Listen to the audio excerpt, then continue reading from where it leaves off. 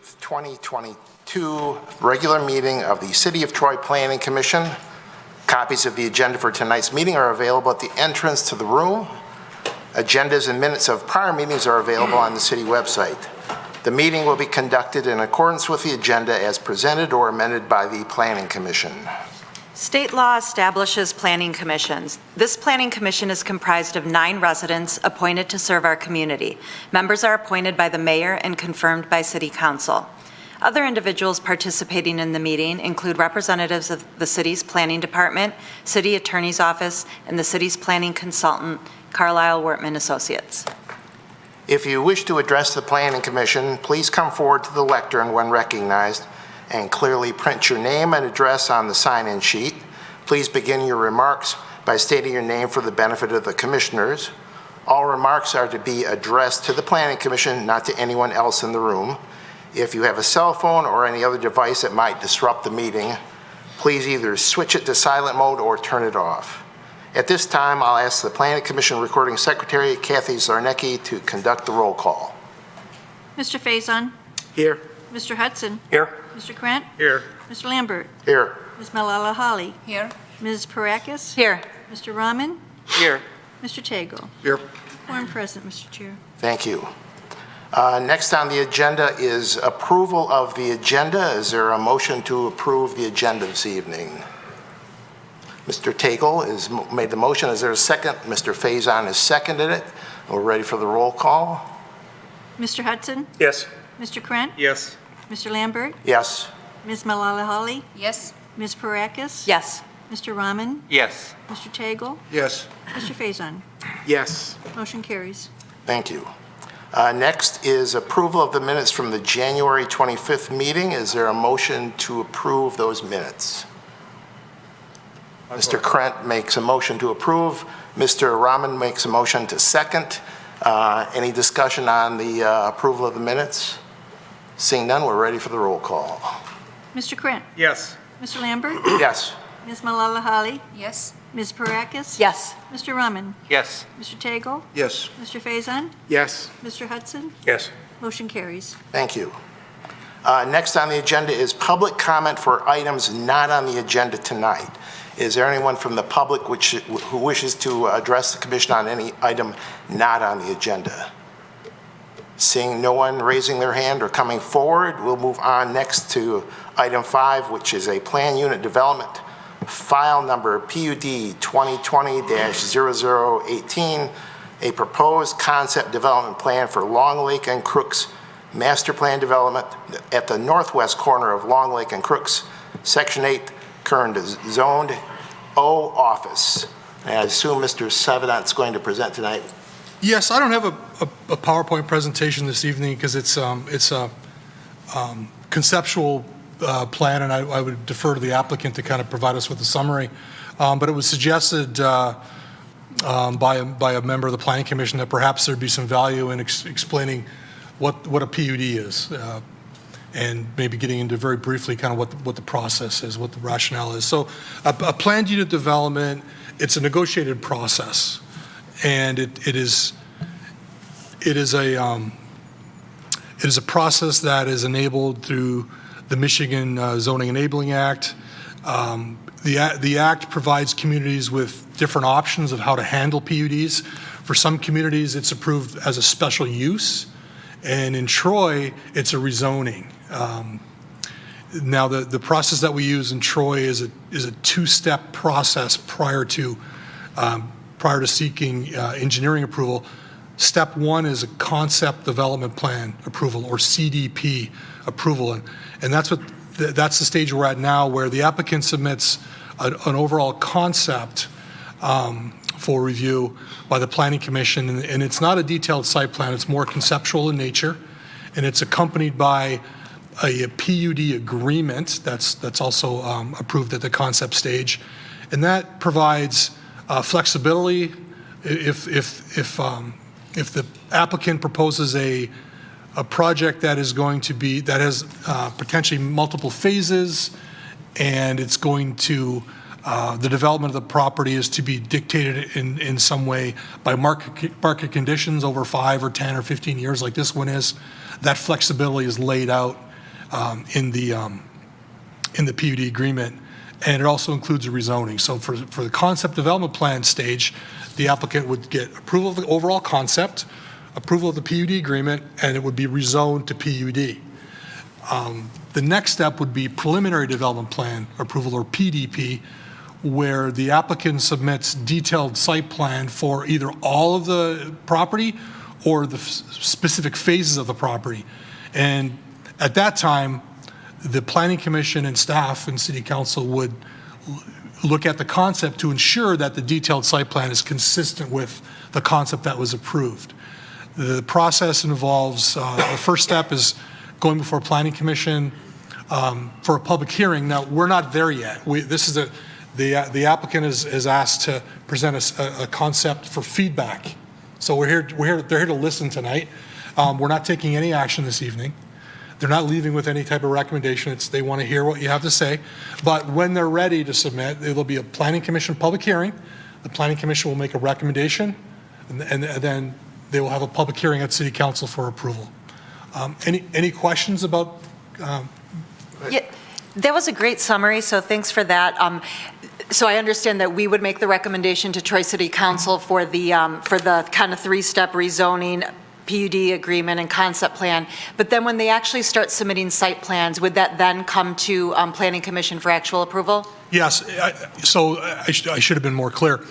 The preliminary development, the PDP, the site plans also would involve a public hearing at Planning Commission and a recommendation at City Council. So every site plan that is moved forward will start here. But we're just recommending We are that recommending the whole way through? Yes, yes. Which is a little bit different than what we're used to, because normally we rule on site plans. That's correct. So it would be similar similar to like a conditional rezoning where there's a site plan tied to rezoning. That involves a recommendation by Planning Commission and then approval by City Council, both at public hearings. Any other questions? Mr. Faison? Yeah, just following up on that, I was just curious, just given that this plan, I think, will take time to develop and maybe be subject to market conditions or market demands. So I was curious, is there a scenario where we may see site plans down the road that are not totally consistent with this concept plan? Or is the expectation that those site plans will be consistent with this concept? Well, that's the expectation, but so I think the goal is, and I don't want to speak for the developer. He's sitting here, but we've talked informally. You know, in an ideal world, he finds someone who's interested in the whole shebang, and it's done at once, and it's perfectly mirrors the concept in a perfect world. Well, we all know the world's not perfect, so it's also possible that this is kind of bitten off in chunks. It's also possible that an applicant would come to approach the developer and say, hey, we love the site, the concept is okay, we'd like to change, we've got an idea, a concept, but it's not consistent with the concept that was approved. They got to come back and approve the concept. So there's checks and balances here. So it is possible that this will evolve over time, and they'll have to come back to Planning Commission and City Council and revise the concept. Okay, thank you. Yeah. Ms. Malalahala? Thank you. So two things that I wanted. One, thank you for the summary, and that was my question number one. Thanks to Mr. Faison. He asked that question in more detail than I would have. How do I put it? Do we set a time frame for when this entire project will be completed? Is that something that we talk to the developers about? Say 5 years, say 10 years, or is it left to them to determine how long it would take for them to put this concept plan, if that becomes the final one? So it's a negotiated process. Both parties have to agree to the PUD agreement. My guess is the developer is going to want to have it as open-ended as possible. But so it's in the developer's best interest to be open-ended and to go to infinity and beyond. It's in the city's interest to get it done quickly. Mm-hmm. We negotiate something that's going to benefit both parties. So what we end up negotiating is something reasonable that's going to benefit both parties. So I'm going to ask a very out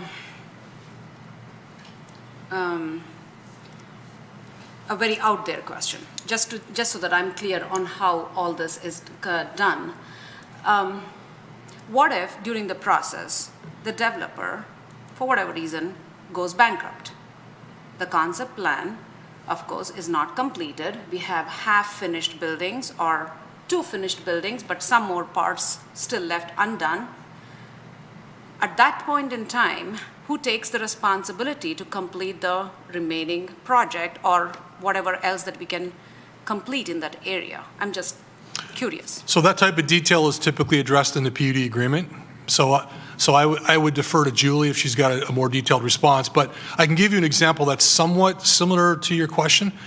The Kmart headquarters is controlled by a PUD called the Pavilions of Troy. It's a mixed-use PUD, and it was approved by council just before the recession hammered us. So any development on that site has either got to be consistent with the PUD that was approved, but we've heard from numerous people that it's really not, it's not developable as approved under these market conditions, so it needs to be revised. So it'll eventually, if they want to redevelop it, have to come before the city and go through the process I talked about. So there's control by the city. So because again, it's a negotiated process. Those types of safeguards in terms of if it's half completed and it's bankrupt and whatnot, again, those will be addressed in the PUD agreement. I mean, Julie's the attorney. She may have more to add. Yeah, I don't have much more to add to that. I mean, it's a risk, for sure. I mean, the other example that comes to mind is the Bloomfield Park situation. Is that in Telegraph or Woodward? Telegraph. Telegraph. So, I mean, we can put safeguards in the agreement, but, I mean, at the end of the day, if the developer declares bankruptcy, city's not going to, the city doesn't have the resources to take it over. So it's part of a risk. It's part of the risk. And that type of risk is there for all projects, really. There could be a half completed subdivision that the owner goes bankrupt and we've got to deal with it. True. No, I understand. Yeah, Mr. Hudson. Let me follow up on her question. It's all negotiation. So if we were to, let's just for example, adopt in its entirety this concept plan. Following it up, what happens if there's a bankruptcy or a problem with the developer, he couldn't get financing?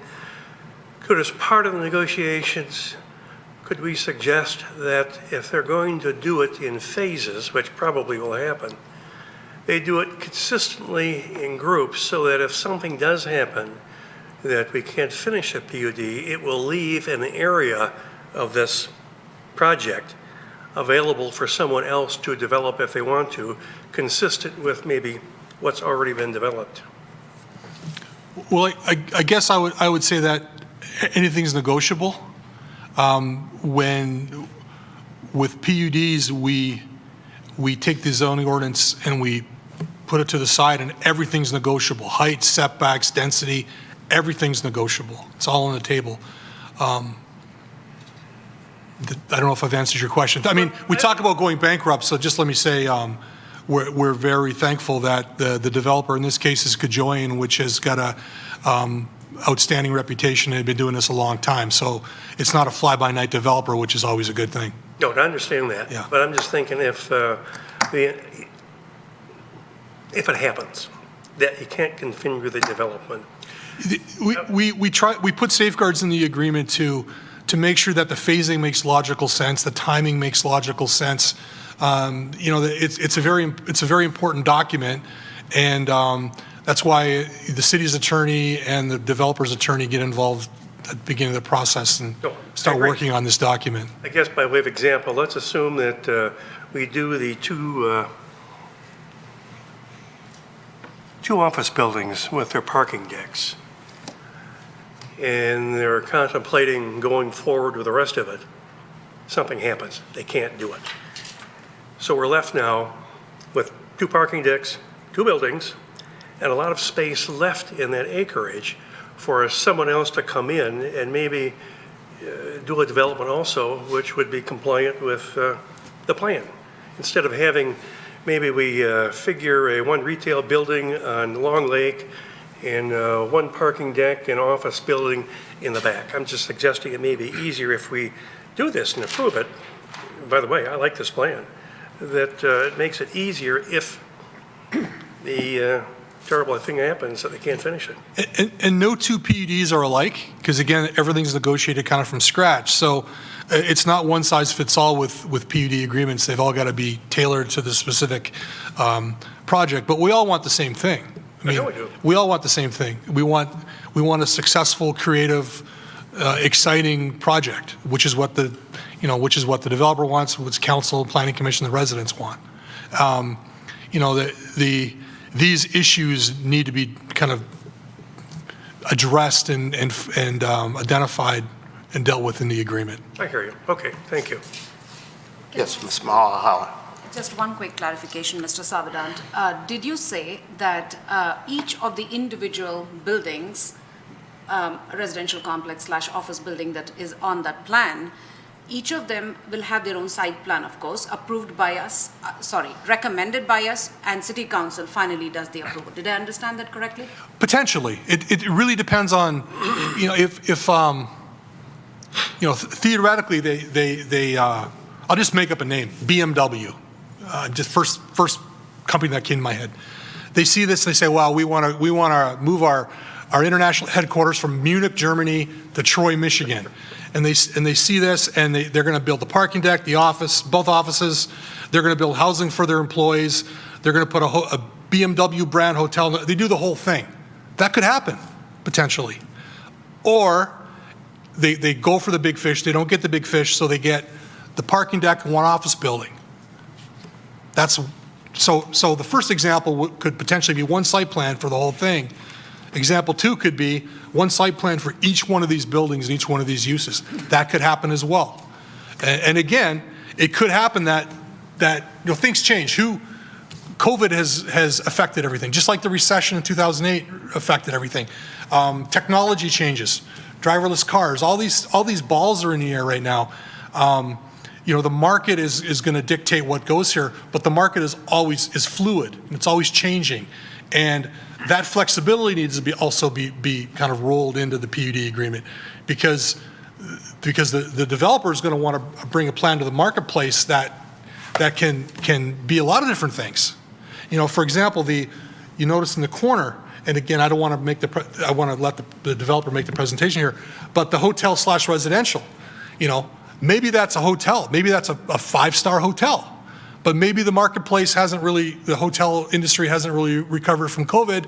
Maybe that wants to be a high-end high-rise condominium or apartments, or a mix of condominium, apartments, and hotel, or that type of thing. That type of flexibility will be rolled into the concept, so that when it comes back before Planning Commission and City Council, they will have contemplated that flexibility already in the PUD agreement. Does that make sense? It does. So you brought more questions to my mind. I'm sorry. I need to shut my mouth. So you brought out that example of a hotel / residential. So now, as I'm looking at it, what I see now looks very, very correct for a hotel complex.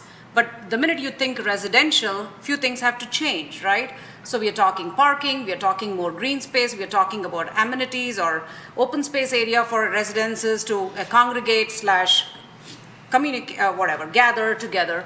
So then I'm potentially looking at that corner not look like this if we go with a residential plan in the future.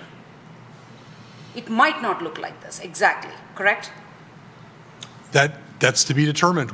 Step 1, so the applicant was before us during lockdown. We had a conceptual meeting remotely, if you remember. Yes. And it's been slightly revised since then. But this really is step 1. It's to bounce a concept off the Planning Commission, say, what do you think? And it could be that and I'm not singling this out, but it could be that the Planning Commission doesn't like the idea of a hotel / restaurant. I mean, if amenities are an issue, I see a lot of open space and public amenity space and sidewalks and amenities that would be very attractive, I would think, to residents of a condominium or an apartment. But I don't vote. Thank you. Thank you for explaining it. Any more questions for Mr. Savadant?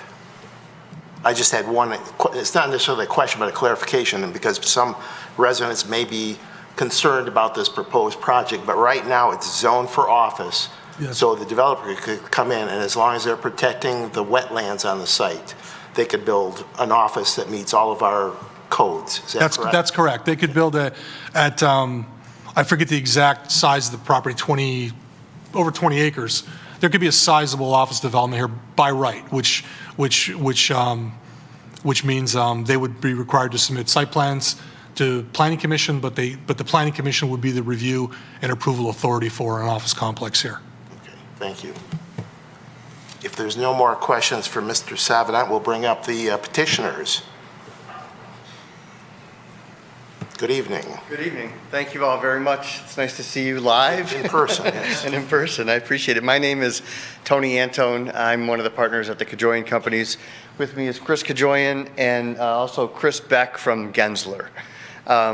So that was great. I am happy to answer as many questions as I can for you. Let me first take just a minute to tell you who we are. The Kajoyan Companies have been around for over 50 years. We've developed more than 100 million square feet of space, mostly in Michigan, but we've also been in 24 states. So I hope that never happens to us, what you mentioned. And usually we're on the other end going to try to buy those sorts of things. But we have developed and owned a lot of assets in Troy. I guess probably the ones that would come to mind, PNC Center, top of Troy. We built and developed the Troy Marriott and the Blue Glass buildings next door. Troy Corporate Center at Long Lake and Crooks right across from this. Flagstar headquarters, US Steel, 900 Tower Drive, 5250 Corporate Drive. I'm sure I'm missing some, but we've been very, very active in Troy for a very long time. It is between Farmington Hills and Troy, those are our two favorite communities, frankly, where we've developed the most. And we're proud of what we've done here. We anticipate doing first-class development. What we are really shooting for is a gateway to North Troy. That's kind of internally what we talk about in our office is this site doesn't want to just be an office building, what it's zoned for. It really wants to be a gateway to what is the future of Troy, and that is this North Troy area. As you see it, as you drive it, you see the development happening all over the place, and we're excited that we could bring something, very, very real and enticing to this area. So, first of all, the reason we haven't been in front of you since our last Zoom meeting is because Eagle and the EPA threw a little bit of a curveball into our plans and are requiring us to preserve more of the natural features, which we're seeing as an amenity and treating it as an amenity. And we think that it's going to really bode well for the overall development and the various aspects of that. So now we've sort of got that set. We're only really impacting, I think it's 0.9, I want to say, of an acre, which they're happy about now. And we're going to be able to create around these two nature preserves sitting areas and sculpture and different things like that to really make it a focal point for the office, the residential, the retail, all of the above. So I think from that standpoint, there was enough of a change that we wanted to just bring it back in front of you to get your feedback before we formally submitted, to make sure we're still on the same page. I think in our last Zoom meeting, we were able to get great feedback. I believe we've incorporated almost everything into this plan. And, to answer one of the questions as to phasing and those sorts of things, this really is market-driven. I view these more as like block plans, right? So let's say we did get a hotel in this corner. It may not look like that L, but think of it as the hotel's would go in this area, and it could be a W, it could be, whatever, you name the brand, they're gonna have some tweaks to our plan. It's not gonna be what you see here. Our hope is that it's gonna be blocked as we have it here, but those sorts of things change. And as Julie and our attorney, Tyler Tennant, will work through in terms of a document to present to you, if it's meaningless change, it'll probably be handled administratively. If it's more of a substantial change, it's got to come back before you guys. And of course, site plans have to come back before you anyways. So you're going to get, kind of real bites at the apple when we actually have real users for the various components of the plan, if that makes sense. Right now, it truly is conceptual, truly is kind of a block plan. But this is what we need to kind of go to the market to lure the headquarter users and to, bring in the higher end restaurant types that would be a great piece for this gateway of, to North Troy. So with that, I guess I'll maybe just answer some questions as you would have them, and my colleagues are here to also answer any details if I can't. Okay. Who wants to start? Well, we'll start with the vice chair. Okay, thank you. Thanks so much for being here. As a starting point, let me ask you a question. I wanted to know about the wetlands and the nature preserve. Are people allowed to be walking on them? Are you allowed to put paths through them and set up picnic tables and pavilions, or is it sort of like you have to stay off of it? So not in them, but around them we can. So Okay. the plan is to do the paths and the benches and things like that around them, but we are not allowed to impact them. Is that correct? Okay. So there's a lot of potential there for the areas around. Oh, yeah. And it's a nice green space. Okay, so I see this as a lot of huge potential. I remember that Zoom call where you guys came and gave us the plan, and at first I was sort of like, oh my gosh, I was overwhelmed, but now I've driven by and I've seen what you've done. I've seen there's huge buildings all around the area. So I do see that it fits. I also see that this is a huge opportunity to have that many acreage all in one place on a corner like that. The only other place I can think of is sort of the Lindsay Center over on the Big Beaver Corridor that has that. And the difference is that's the Big Beaver Corridor, while this is its own corner. So from that standpoint, I see this as needing a little bit more of an attraction to get people there, and I'd like to see it become a destination. You were talking about a gateway to the future of North Troy. I'd like to see it as a destination for North Troy. So I'd like to, if you don't mind, I'd like to make some suggestions that are sort of something, the way I would see the vision. Keeping in mind things that we did bring up at the last meeting, primarily reducing surface parking and creating more walkability and creating a plaza area where it's for pedestrians. So if you kind of follow along with me, I'm going to give you my suggestions. The first thing that I would do is I would take that, first of all, I love the fact that you went down to one parking garage. I think that's key.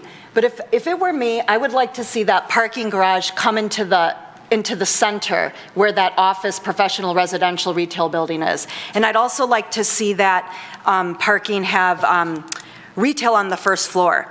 So that way, people coming from Crooks, Corporate, and Long Lake, there's those roads that come right in and take them right into that parking garage. Then the next change that I would make, or suggestion, I guess, is those two restaurants. I would push them north a little bit and connect them with all retail services, whether it's, whatever, retail and services. And then what you're doing is you're creating sort of an alleyway where you would make it all pedestrian, and it would become this L shape. You already have the public amenity space with no cars, but that whole middle ground would be like a cobbled road for lack of better term, but a pedestrian walkway with the hotel as the anchor. So, and the reason I would move that strip of restaurants, retail forward is so some people who want to come in off Long Lake, it would allow for limited parking for people who want to come in and out quickly. But the main goal is to have people come into the parking garage and stay a while, stay for multiple stops, coming and doing a variety of things, hanging out in this plaza, if you will. I would move the office, so then you're wondering where that office residential retail would go. I would move that over to where that residential mid-rise is, and I would bring that building over to above this wetland nature preserve, so that way the residents there in this high-rise are looking out over a nice nature preserve, and they have easy access to this nice plaza where there's no cars and they can meet their needs, whether there's convenience stores, restaurants, boutiques, salons, whatever. And then that office building would be pushed back to where the parking garage is, also having, totally walkable to grab their lunch, to go to the dentist, to do their dry cleaning, all in this area that would become a destination, not just for the people who live there, but for the people around who want to come and park and spend a few hours, meet a friend, take a walk, grab lunch, whatever. Kind of what we were talking about that first time. And I think that there's a lot of potential too with that hotel being sort of the anchor at that end of this walkable plaza. You walk out the front doors of the hotel and it's this walking plaza. It can be a great convention center. People would host weddings there. There's tons of competitions that people can do in hotels with banquet centers. So my recommendation would to focus on that sort of promenade, that plaza, that walkable strip with the retail around it, and then that would be the attraction that would attract the businesses and then the offices and the residential with all that sort of work, live. Yeah. Idea. So that's, let me just make sure I got through it. I know that was sort of a lot. That wetland nature preserve, there's so much potential. I see you did put like little, it looks to me anyway, like tables and benches and places for people to sit outside. People from the office come and grab lunch and go sit outside. I mean, to me, there's so much opportunity there, but I do think very strongly that the key to be different and to be a destination and to be something that Troy does not have is a beautiful space that people can come, park, and walk around and not have to worry about cars.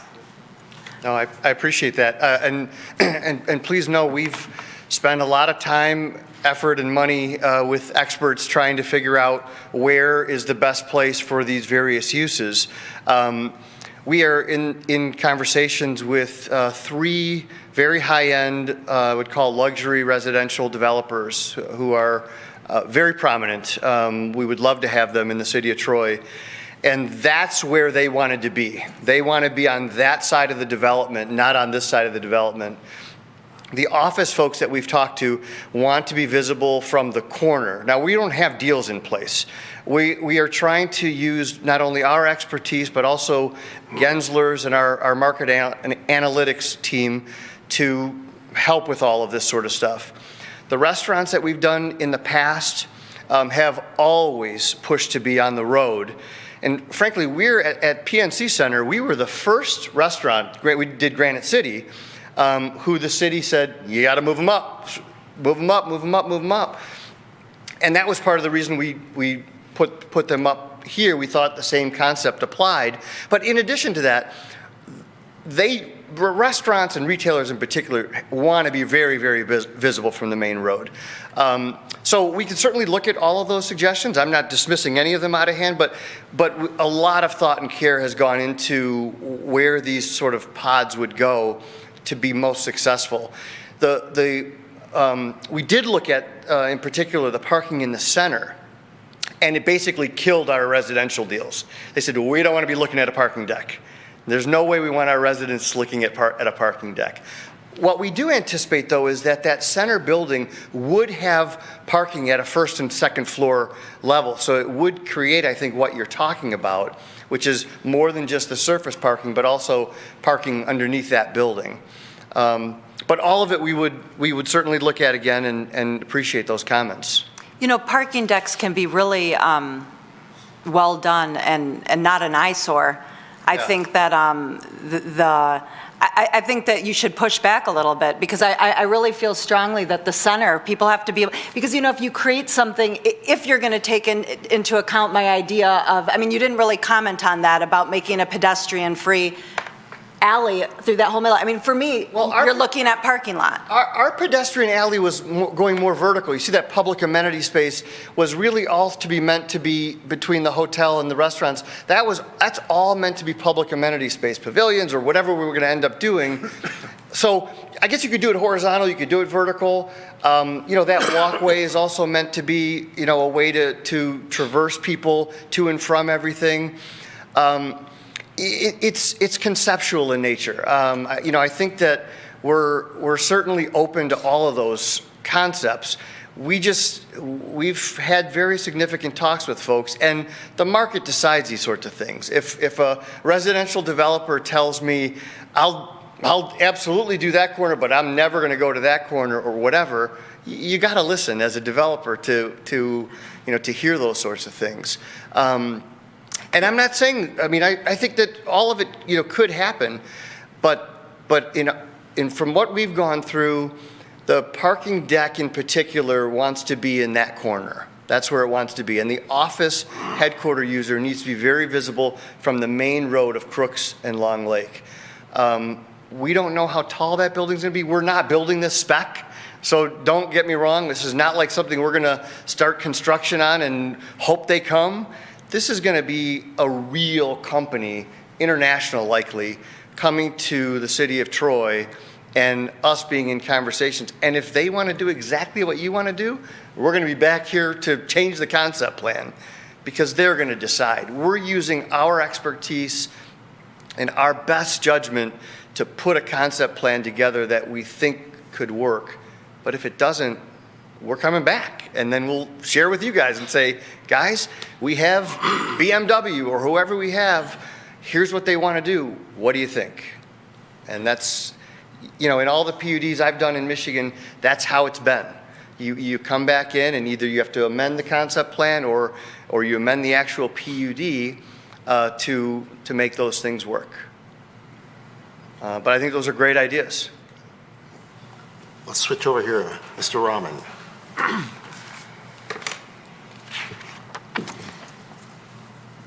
Thank you for, you know, presenting to us and definitely getting our feedback. So appreciate that. Yes.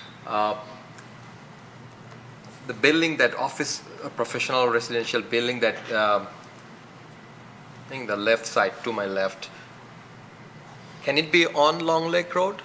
I mean, you know, you said that That would be a tall building to be right on Long Lake. It would basically block everything else.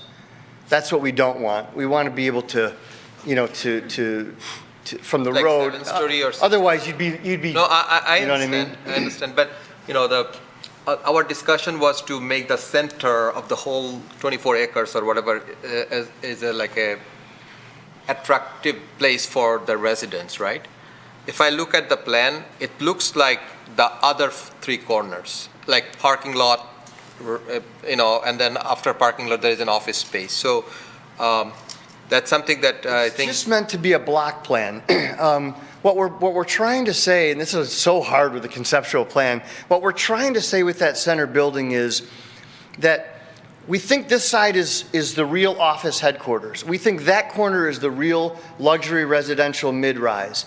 We think the center could be a mixture of everything, or it could be, you know, another office building, another residential building, or, you know, or a combination of retail, residential. That's what we're trying to. Yeah, I'm not convinced, but you know, we have an architect here. Maybe we can just ask question how it would look like. But what is your plan? How many stories, you know, you plan to have on this building? And So- you mentioned that there could be parking structure also, first couple of floors. Yes, in that building. In the office professional building, we're anticipating up to 10 stories. And then the middle building is probably more 6 to 8 stories. The residential, 6 to 7 stories in that range. I think the hotel residential was up to 5 or 6, I want to say. And then the restaurant retail was 2. Parking up to 2. structure? Parking structure, How- oh, the parking structure, how many? 10 levels as well. 10 level? Now, that's not as tall as the office building because of, Yeah. you don't need those clear heights, right? Okay, maybe I will ask question later. So. Ms. Malala. Thank you. First and foremost, I will tell you what I really liked, and thank you for bringing, I think, a concept that is much better than what, the revised concept is much better, according to me. I like the fact that you place the residential, the mid-rise residential units off of Corporate Drive. It is less busy, and so residences would like that. I would like to stay in a less busy in and out drive, so I like it a lot. I like the fact that we do have a lot of wetland nature preserve area through this concept. I like the fact that the residences have that green space right next to them. I value green spaces, and I think I mentioned that on my very first, when we first sat through the concept. And the fact that they can use that as an engagement place, I love that, I really do. Restaurants, according to me, should always be at the corners because that's visibility. For them, it's all about business and getting people in, so I do like that concept. How much of the wetland nature preserve currently as it stands in this concept, what percentage of that is in the overall acreage of development that we are looking at? It's 23.5 acres or something, if I'm correct. About 3.5 acres total. Okay, cool. So just a little bit more clarification on the parking deck. And of course, you said it's going to be about 10 levels, am I correct? Up to. Up to, okay, cool. The office, professional, residential, retail building. So you have a lot of choices there, right? My only worry is, as it stands today, if I were to approve this, I love it. I'd love everything that I'm seeing it, except when I see office, professional, residential, and retail, when it comes to residential, if in the future it were to be, we are just, I know we all have to be flexible. You have to be ultra flexible on creating such a mega vision that you have for North Troy. The minute it becomes residential, let's say we go that route, let's say you go that route, I'm a little worried that the residences, their windows will be looking at this large open parking space and 2 restaurants. You know what I'm talking about? Sure. That's my only, the reason I'm talking about is to the right near the nature preserve, you have office and professional building, perfectly fine. Tomorrow it might become office or it might become some kind of a professional building. Yeah, they're going to have green space here and parking deck there. It fits my understanding of. But when I see if in the future that becomes a residential building, I'm a little too worried. What are we giving the residences now if this is the concept and you have this parking lot developed and you have the restaurants, but that building is now going to be residential? I'm kind of, I don't know whether I'm overthinking this. I don't want to, because I know it's a concept plan. It's like a concept car. Yeah. Many concept cars don't come into the market No, at all. I see your point. I think it's a very good point.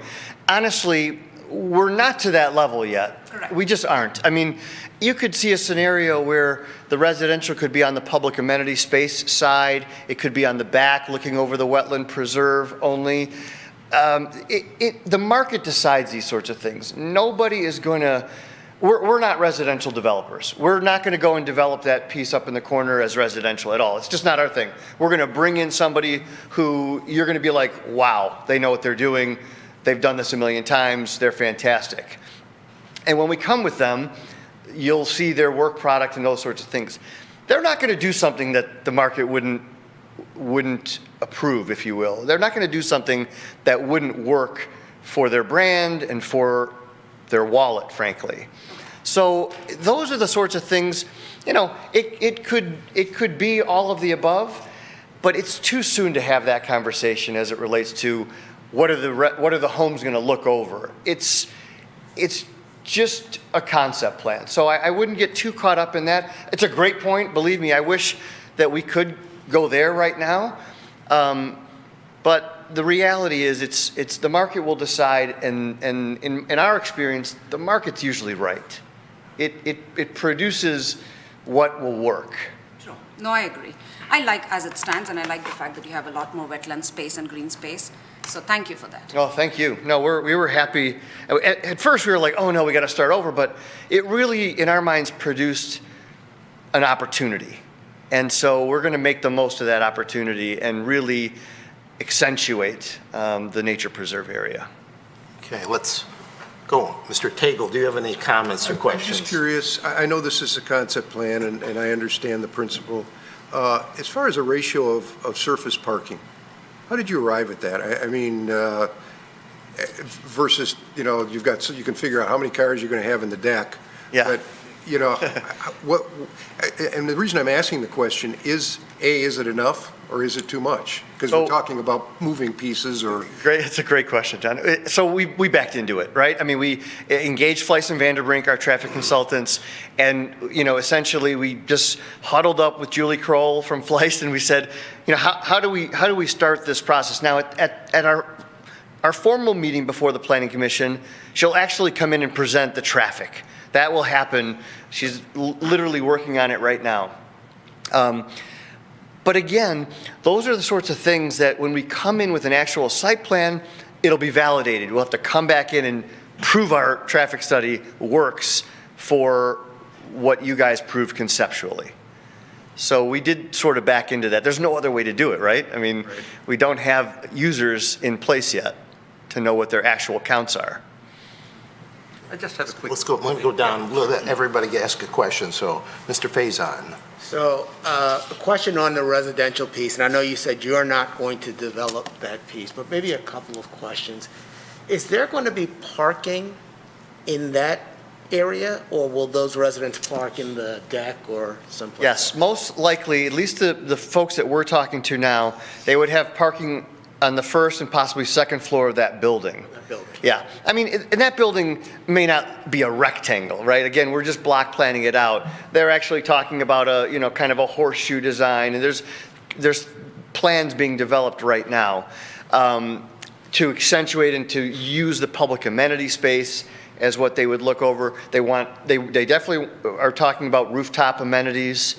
So that's exciting. Again, those would be only for the residents, though, in that building. This would be a standalone use, for this developer. Just one follow-up Yeah, sure. question. So I see looks like a sidewalk between the hotel and the wetland reserve, right? That's a sidewalk, that's not walking through the parking lot? It's meant to be, how would you call this, Chris? It's meant to be a pedestrian boulevard. A pedestrian boulevard. So it's meant to It's creating a connection, though. between the create a hotel. connection that's more than just a sidewalk. So here's my question. Is there any connection between the residential and the rest of the development? Between the residential and the amenity, or between the residential and the main space where there's going to be retail? Yes. So, actually, you'd see it on the, what I'll call the sort of right-hand side of the public amenity space. You'd see that similar sort of connector walkway. What these guys are talking about is actually creating two that go on both sides of it and come down into the retail opportunities, and also would swoop into the office, because they believe that an office headquarters will immediately lease X number of units from this building. I don't really know how that whole stuff works, but they're very convinced that there's a Long-term leases for percentage. executives or things like that? Exactly. Yeah. So they've got all the data to back it up, but it's a percentage, whether it's 10, 15, 20, I don't know how much it is, but they want to be able to create all kinds of links throughout the entire development, because they truly see this as a live, work, play. Thank you very much. Yes, thank you. Okay, Mr. Krent. Yeah, I like your concept. I think it shows a lot of creativity. Again, getting to your links thing, I don't really see a good link between the residential in the upper left-hand corner to the public amenity space. It's kind of a blocked off, you've got a two-lane boulevard there, it looks like, and, subdividing, dividing those two areas that should be connected some way. So I would, again, this is concept. We will do a better job of showing it, Yeah. but I think the next iteration of this that you're going to see will actually enhance that. So, point taken. And while you're doing it, make it more like a village. It looks too much like a commercial space. Case in point, if you like the parking between the hotel and that public amenity space, I would minimize that as much as possible, that asphalt area, and have that residential hotel space have more affinity to that public amenity space, so that, they feel like, oh, this is a really nice place to live. So that's a great point. One of the things that we talked about as it relates to that is you guys had shared with us that you want people from outside of this to come in and use it. And so we wanted to have areas where people could come and park and also enjoy this, this gateway, if you will. We're happy to look at it either way. But I know as the uses get full, what happens, right? They tend to park in the closest place they can. And so we wanted to have some areas that were near the public amenity space for cars to come up to. I mean, again, we could certainly tweak things like that. I think it's a good point. But I just want to see it more like a village. Just a small example, the 888 building, they created a little village road down the center between the parking structure and the retail and offices there. And it just feels a little more friendly than what you see here. And I realize it's just concept. Yeah, okay. But I just wanted to make it feel more like a walking village. And I could show examples of other cities that I've taken photographs of that have provided that more of a village feeling and minimize their parking. And I've got some great shots from Atlanta that I took a few years back showing how they pulled all those homes and stores together and put the parking behind and made a little archway entrance to the parking. So it felt like, oh, this is a fun place as opposed to this is industrial. yeah. Anyway. No, it's definitely not meant to be that. It's going to be high end. But no, I appreciate that. Mr. Hudson, do you have anything you'd like to question? No? No, I said Okay. initially, I like the concept. I think you've done a great job from the first presentation. Thank you. It's what we're looking for, I think. Thank you, sir. Ms. Parakis? Okay, so I guess I'm in the minority. I'm sorry. I Nothing to be sorry about. I'm not satisfied. I think that you have so much potential here, and the reasons that you're giving me are not great, I don't think, because I think that the residential people who are telling you, we want that corner, we're not going to build, we don't want to look at a parking lot, you haven't, or a parking garage, you haven't. Be bold, make something, like right now, this is what I see. I see a parking lot with a Red Robin and 2 chain restaurants, and there's nothing there for me. I'm not gonna drive for that little public amenity space, which is a little patch of green and it has a parking bench. There's nothing there for me to go to. There's nothing there for anyone to go to except for the people who work there who want to grab dinner at a chain restaurant. I'm talking about making it look like a little mini downtown, something super unique that's a destination that brings people in. Then it makes sense to have the parking garage in the center. And it doesn't have to be an eyesore. There's amazing parking garages I can send you pictures of that look beautiful, and it centers people, and the first floor is going to be retail, and it's going to be part of the thing. So the whole inside of that area is going to be people outside, spilling out of these, cafes and meeting people and hanging around and having their services done. That's the concept. So if you talk about that concept and then try to bring people in, then they'll give you a different answer. But you can't show them this and say, I want to put you over there and there's a parking lot here. That's not my concept. My concept is to look totally different. And when I said to push the restaurants north, I just mean to have a little bit of parking here for the people who are just coming for the restaurant at night, want to come in, grab something and leave. That's fine. But you really, I believe, should take advantage of this as you have a blank slate. Be bold. Set something up. put the concept out there and see if you can get some interest in there. But to put something that's honestly really boring to me, it's a lot of parking lot, it's 10 stories of parking, 2 chain restaurants, I don't see an improvement from the last time. The only thing that happened was we added a wetland, which was a huge improvement, and you eliminated a parking deck, which is a huge improvement. Everything else is exactly where it was before. We said get rid of some parking, still all there on the surface parking lot. So to me, it's disappointing. It's not taking advantage of a really awesome piece of property that I think that you need to put an amazing concept out there and see who will come, not have one person saying a hotel and saying, oh yeah, I don't want to be by that restaurant, I want to be over there. I mean, create the concept so they know what's going to be there or what you'd like to see there, and then have them come. I mean, I don't know, I wouldn't recommend it as it is. That's just my opinion. Thank you for your feedback. Mr. Rahman. Agreeing with Ms. Parkhurst, you mentioned in the beginning that you addressed all the points that we mentioned in the previous meeting, right? Can you kind of tell us like a couple of them that you can think of, again, you can remember of that was addressed? Well, I think between the other plan and this plan? There was a great desire, I think, for more public amenity space. There was a great desire for seating areas around, at that point it was a pond and a fountain. I think that was, frankly, way more boring than an actual nature preserve and what we have today. And, you know, other than that, I think that conceptually, you guys were favorable towards the plan. You know, we enhanced it based on what we got back from Eagle and EPA. We've had several other conversations with actual users.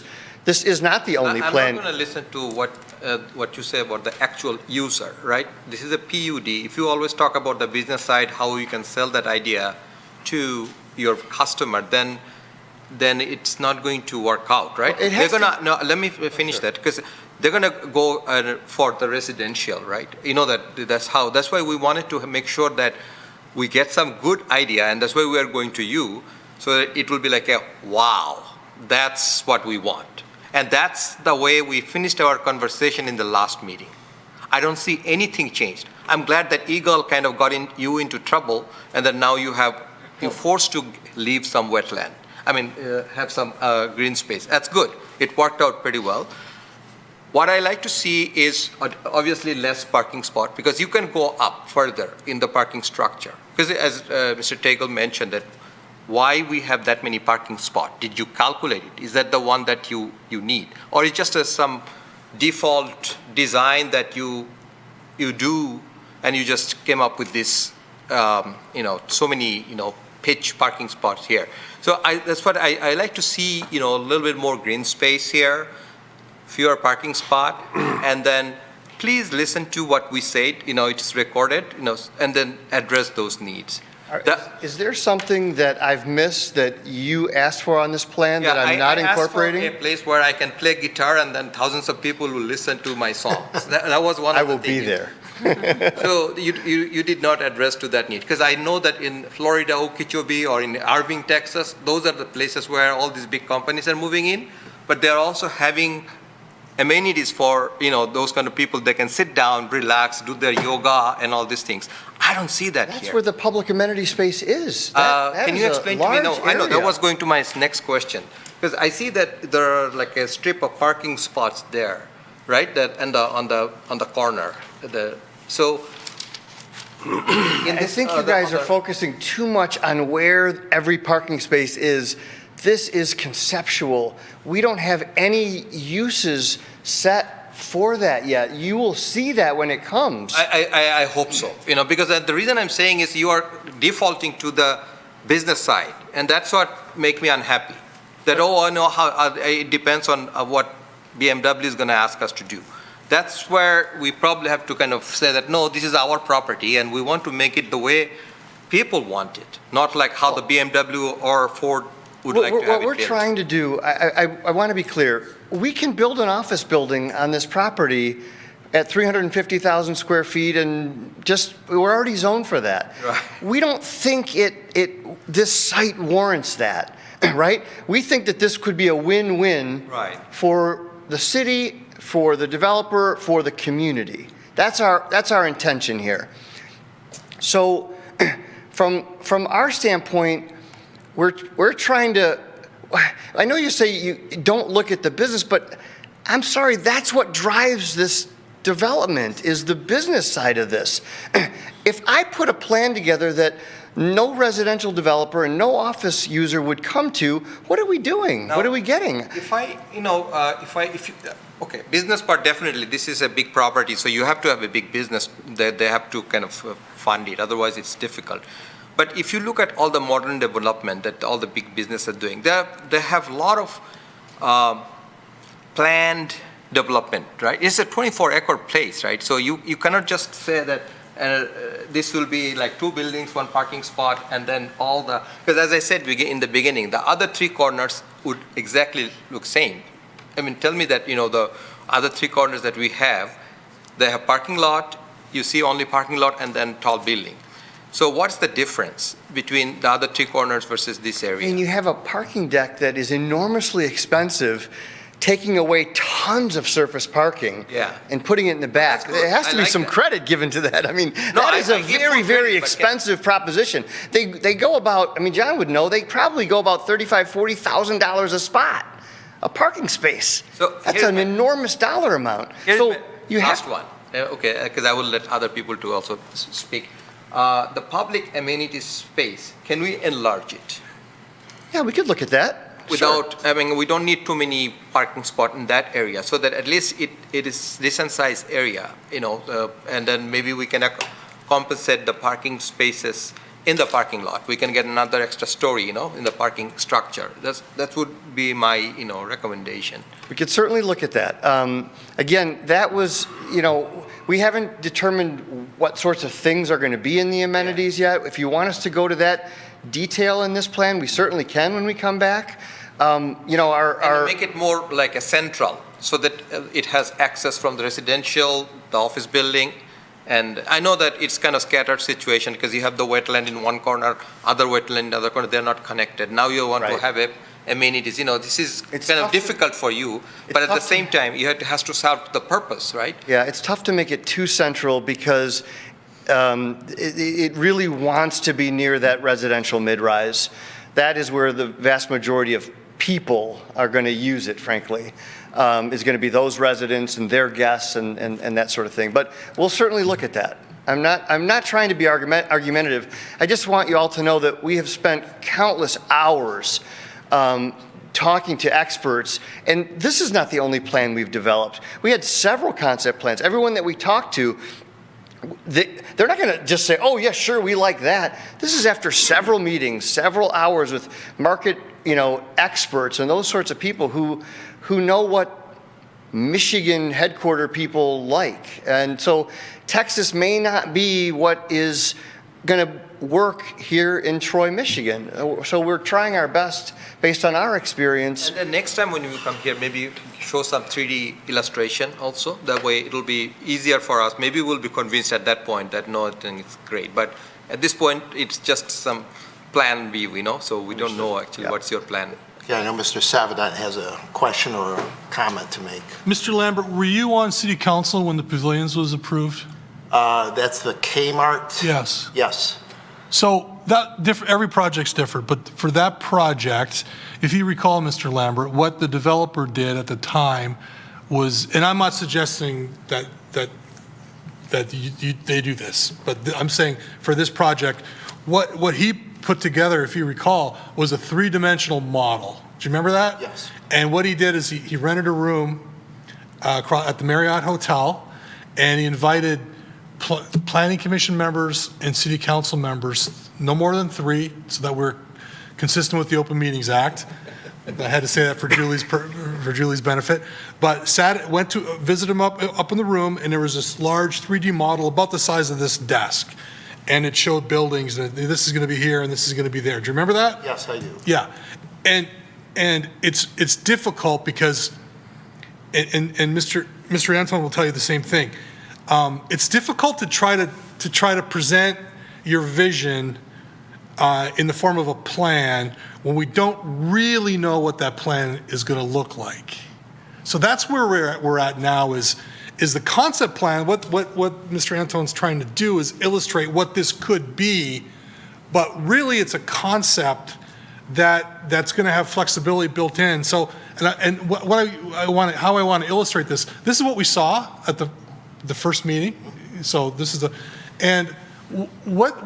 it's going to look like. Probably something. It's going to look like probably something like this in the PUD agreement. It's going to look like something like this where we've got areas with colors and it's going to be blocked out, and it's going to have descriptors like something to the effect of Area 6 might be a hotel, but it might be residential, but it's really important to have public amenity space, and it's really important that this space go north-south and it go east-west, and it be a village type development, and it not be automotive dominated. It's going to be something like that, where they're going to try to hit that sweet spot where there's a balance between the marketability and the design. And it's difficult to capture that in a concept, because and I do the same thing, as soon as you present a concept like this, you start looking at sidewalks and you look at parking spaces and you look at curb cuts and you look at the details. It's human nature. I do it myself, and it puts Mr. Anton in a strange position, because he's saying this is what it could be, but it probably isn't going to look like this. So it's an awkward conversation. Do you agree? 100%. It's an awkward conversation, because it could be this, but it could maybe not look like anything like this at all. But I think what's important is the elements that you're talking about. The village concept, the walkability, the public space, the connectivity. These elements need to be part of the PUD agreement, because they're very important for this project. So I don't think this is argumentative. I think it was dialogue. I think it's conversation and communication. It's all good. And the ownership group and the designer and the developer are all here listening. So it's all good. But with this two-step process, when we've got the concept and the flexibility, it's difficult to present something that it's going to look exactly like this, because the reality is it probably isn't going to look exactly like that. But we have the general concept, we understand what's important, and we have to capture those details in the site plans when they're submitted. It's all part of a process. I don't know if that makes sense. And if I could just add on to that, it's a little bit of a chicken and an egg as well, because the business side, right, the people who I'm trying to bring to Troy are saying, well, how do we know you're going to get this approved? You're approved for an office building, And so we're trying to get conceptually something approved, but then you guys have two bites at the apple, right? You have you guys for site plan approval, and then the city council gets a shot at me as well to know that, okay, no, this doesn't work, and then we massage it from there. But conceptually, if we get approval, I get to go to work and then bring the headquarter user here and say, we've got a live, work, play type of opportunity here. Bring your international headquarters to Troy, Michigan. Here's how special this site's going to be. And then he's right. It's not going to look like this.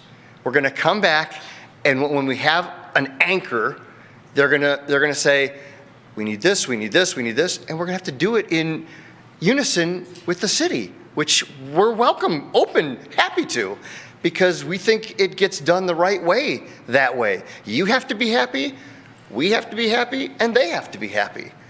And so, I think Brent is right. We're really trying to figure out that push-pull of a conceptual, knowing that it's not going to look exactly like that. It just won't. So maybe we can define the size of the public amenity space, and we can even talk about specific things in there, and we can talk about connectivity and multiple areas of connectivity, and we can talk about less asphalt and to the extent we can. But again, until we have somebody at the table with us, if we make it too restrictive, then we're just not going to get anybody. We have to at least show them an idea that conceptually could work for them and bring them to the table. The only comment I wanted to make, just based upon looking at it, is I totally understand and remember back to that time with the pavilions about having a 3D representation of what the concept was. The one thing that struck me with this plan was if there was some way to have that public amenity area switched with the office building, so it would be kind of like a connection between the wetland nature center to the north and then the nature area there to the southeast part of the property, kind of as a connecting feature. But I know you got to do something there for your residential as well. So if there's some way to maybe move that office, professional, residential, retail building in such a way so that there was some way of connecting those two natural features. I think what we'll try to do is, in that notch out by the wetland preserve here in this bottom corner, maybe we make that more of a second public amenity space so that you can connect both sides, if you will, and have multiple areas. I think that's a logical place to do something like that. Let us think that through and try to figure out. I see where you're going with it. Maybe if it can't be central, we can create two that would work for sort of what both of you are saying, I think. Any more? Yeah. Oh, let's go with Ms. Prokos. So in terms of the public amenity space, I mean, the concern for me is that I feel like we're just talking about kind of a useless space because we're talking live, work, play. We got live, we've got work, but I don't see any play. We've got eat, but you know, right now it's zoned for office, so you can't build office on your wetlands, so you could put an office there and an office there, and you can put a bunch of offices, boring, right? So you're coming to us and you're asking us to give you permission to do something different. So I would just say, and again, I take it back to the meeting on January, whatever it was when we talked about it last time, I think the 12th, 2021, we talked about having it be a destination for not just people who are working on that corner. It's for people around the community to come and have a place to walk on the paths. I mean, you've heard me say it. I already said it a few times tonight. But like, I just don't feel that that's going to come back. I feel like you're going to come back and the public amenity might get moved, it might get enlarged, but it didn't really change the fact that it's just, we're basically just allowing you to put hotels and some living on this space, but it's really not anything extraordinary, special, creative. That's the way I see it. I don't know how it's really any better than putting office buildings there, because it's not really offering anything to the community. It's more driving by and seeing parking lot and a couple chain restaurants. That's all that's there. Okay, you keep describing them as chain restaurants. We have no users for it, so that's not really fair to say they're chain restaurants. We have no idea who they would be yet. You know, look, I disagree with you. I think this is a beautiful plan than what it is zoned for currently. When we talk in the office world about play, when we talk about live, work, play, we talk about recreation. We talk about things that people can do outside, whether there's a pavilion, whether there's seating, whether if there's feeding the ducks, so those sorts of things are play. People can sit outside and read, they can be on their tablet, whatever. It's not meant, we're not going to have room to put tennis courts or things like that for the general public to come and do. It's meant for the headquarter user will be the office user. That will be the 800-pound gorilla for this site. It's meant to be a huge company. It's meant to be an international headquarters.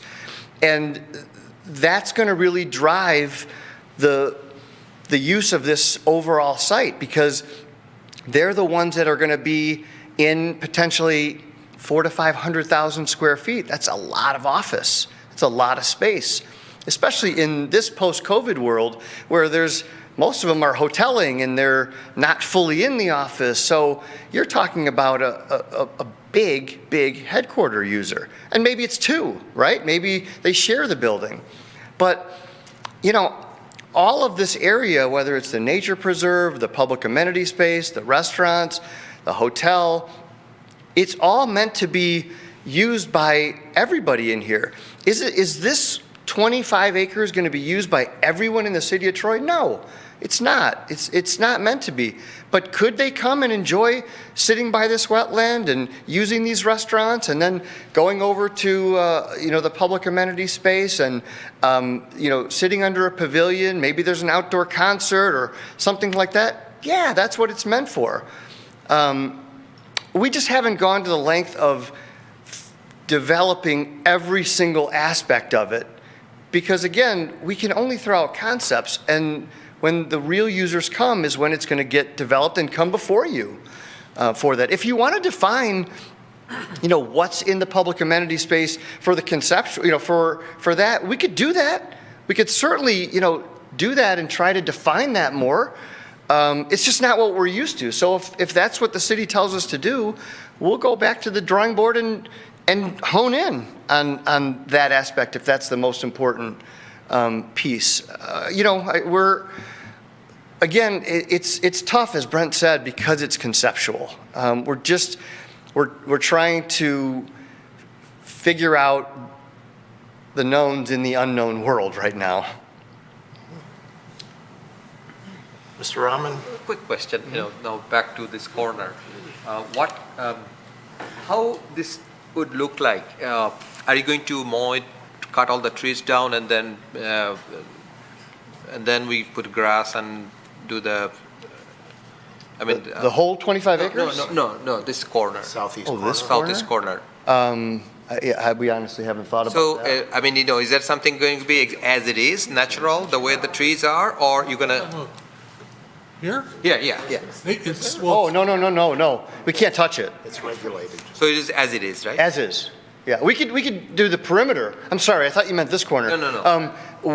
I don't believe we're allowed to, we're not allowed to touch So that. there are lots of trees there, right? Correct. This corner is kind of completely, full of trees. So this is not going to be of any use for the city dwellers.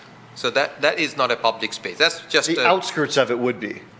But yeah. but it's a wetland. It's not allowed to be trail, touched. But it's not a meaningful area. It's not like a big open space where No, sir. you have fountains and stuff. no. We cannot do that. No. That's why I want to make sure that Yes. it looks very clean and nice. Same with that in the back center corner. Same in the back. So Correct. it's like wooded area, natural. Yes. This corner is more wet.